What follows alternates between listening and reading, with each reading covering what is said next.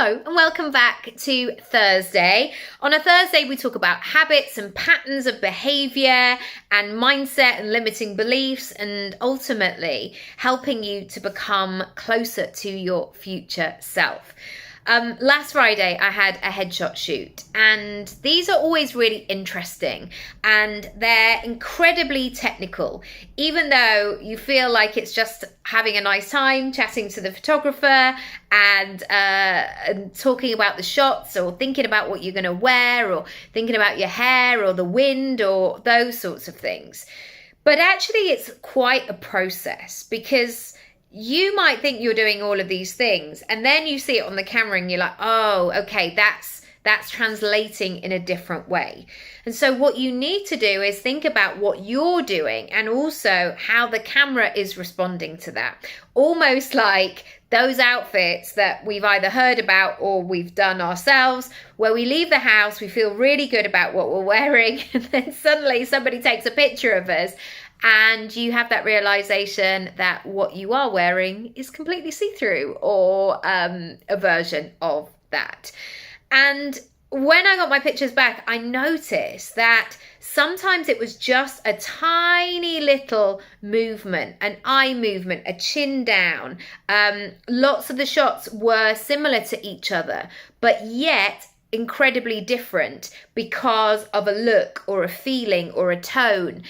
And I want to bring this into your future self today and really use it for great, because again, it can be so easy, I think, to go off track or to have a series of small things and then suddenly get down the line and think, there's something, I've gone off course here. This is not quite where I wanted to get to. This is not actually the steps that I want to be taking to get closer to who I want to be. Sorry about the sirens.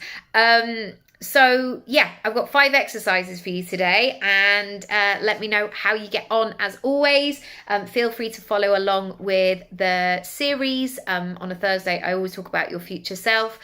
So check them out. Check out my Substack, subscribe to YouTube, all of that great stuff. So number 1, I want you to choose a topic, a habit, a particular goal, however you resonate with this, and give it some focus. I want you to focus on it like you do when you are fast asleep and suddenly a car alarm goes off, or you're trying to film a video and the siren goes off, or a leaf blower, or you're trying to cook some food and a wasp appears in your kitchen and all you can think about is get this wasp out. I've got to move it out of the kitchen. I don't want it buzzing around my head.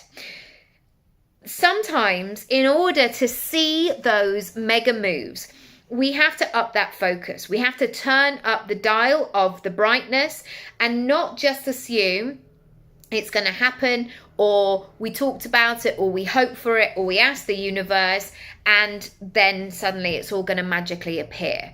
In my experience, that is not the case. You have to meet it. And so when you are thinking about this particular topic, I want you to go into the specifics, get right into the detail. So when we were looking at moving house, I always had this vision that I wanted to move by the time we were 40. And I think Matt was 41 by that point. But anyway, and when I was thinking about this, I felt like we would have our 2 kids by that point, and we were very lucky that that was the case. But this process of achieving that goal started way before. And so we really had to break it down. And each and every day, I used to focus on the things that I could do, the things that felt within reach, such as really getting to know Rightmove, really, or going on a run and getting to know the local streets. What are the streets that feel good? Where's the bus stop? How would I get to work? All of these things. And I really began to give it my focus.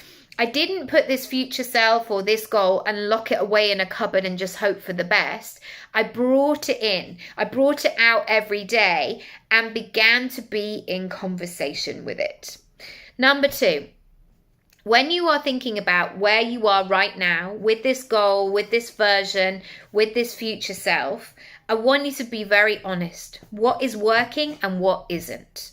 And what you might find is you might reveal your gaps. So there might be certain things that lead you to a certain goal. And you might find that you are just doing the things that you really like, that feel easy for you, that feel doable, that feel enjoyable, that don't feel stretchy. And actually what you might need to do is to do some of the harder things, is to push yourself out of your comfort zone. Maybe ask some bigger questions so you get some bigger answers and really go into it in that way. Number 3. I use different versions of myself, which I think live within all of us, but also we can obviously, if available, use these different people around us. So over the years, when I've read lots of coaching books and I did my training, there are definitely perspective shifts that we can all move into, these different states. So sometimes if you are struggling to move through something or you're stuck in a limiting belief, that is often your inner child or your childlike self leading the way, driving the bus essentially. And what you might need to do is to move in to more of an adult state or a parent state who, and these are all within you, who's going to be encouraging. Equally, you might need to welcome a friend into your goal. And I know that I have this with one particular friend that I will sometimes say, I really want to do this thing to her. And even though it feels completely out of reach, I have no idea how I'm going to do it. It feels so overwhelming and impossible at times. This friend, or actually another friend as well, they always see me for me within that. And they will sometimes just give me that sense of, you can do this, you know. You can do that. Because remember when you did this and they kind of bring it all to life. And equally, I would be selective in that and not go to a friend who's going to be like, yeah, well, it's pretty impossible, isn't it? Because you tried that before and it didn't work last time. And I wouldn't choose that friend. So I want you to step out of your day-to-day way of doing things and maybe look at these different states. Number 4, I want you to flip the perspective around and see it from the other side. So say you want to go on podcasts and that is something that you really want to build, and yet nobody's replying to your email or nobody's inviting you. I want you to become so familiar with the person on the other end. Are they missing something? Are you an easy yes? Or are you making this really difficult? Are you going round and round the houses instead of saying what it is? Are you being useful in this conversation? Flipping it around will give you the tools. It will give you some answers of what to do next. And that is always incredibly powerful. Number 5, now that you have this focus, this particular area that you're working on, I want you to commit to the process. You don't have to make a lifelong commitment, but I would love you to look at a short-term solution. Maybe you commit to this for the next week. You analyze it, you check in with it, you look at it every single day. Maybe it's a week. Maybe you can go to 10 days. Maybe for the month of November, you could dedicate 30 days to this. Equally, you could do 100 days. What does that look and feel like?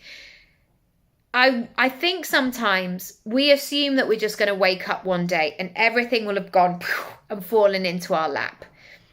And I don't believe that it is the case. I don't believe that we wake up and kind of do this sort of Disney princess mode and suddenly everything is different. I think that often it is incremental, and that's a great thing as well, because it means that you can be in charge of it. You can make a plan and you can make it happen.